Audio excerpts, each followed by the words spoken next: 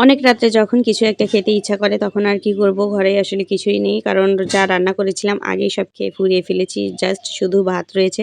তো শুধু ভাত আর কি দিয়ে খাবো? তো ভাবলাম যে একটু টমেটো ভর্তা করে নিই। তো এভাবে কখনো টমেটো ভর্তা করা হয়নি। চাক করে কেটে আর কি বেগুনের মতো একটু উল্টে-পাল্টে ভেজে নিচ্ছিলাম। তো এখন ভাবছিলাম যে একটু মাঝখান দিয়ে কেটে দেই, তাহলে তাড়াতাড়ি সিদ্ধ হয়ে যাবে। তো যাই হোক, আমি এখানে নাড়াচাড়া করে একটু কেটে-কুটে মিশিয়ে নিলাম। তারপরে দিয়ে দিলাম কয়েকটি আস্ত রসুন। তো এই রসুনটা সিদ্ধ হলে কিন্তু হাত দিয়ে ডলে ভর্তা করে নিব। আর দিয়ে দিলাম লবণ। লবণ দেওয়ার পরে আরেকটু তেলও দিয়ে দিয়েছি।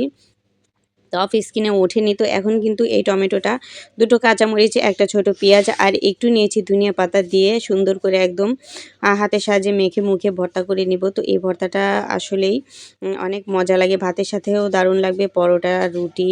তো আমি ২ টা চাপটি বানিয়ে নিয়েছি আর এখানে ধনিয়া পাতা বাটাও আছে। তো যাই হোক, এটা দিয়ে আর কি আমি রাত্রে এখন একটু খেয়ে নিব। যেহেতু আমার ছোট ছেলেই খেতে চেয়েছিল, তো ওর আর কি বানাতে অনেক দেরি হয়ে গেছে। তো গিয়ে দেখি যে আমার ছোট ছেলেটা ঘুমিয়ে পড়েছে। তো অনেক ডাকলাম, সে আর উঠলই না।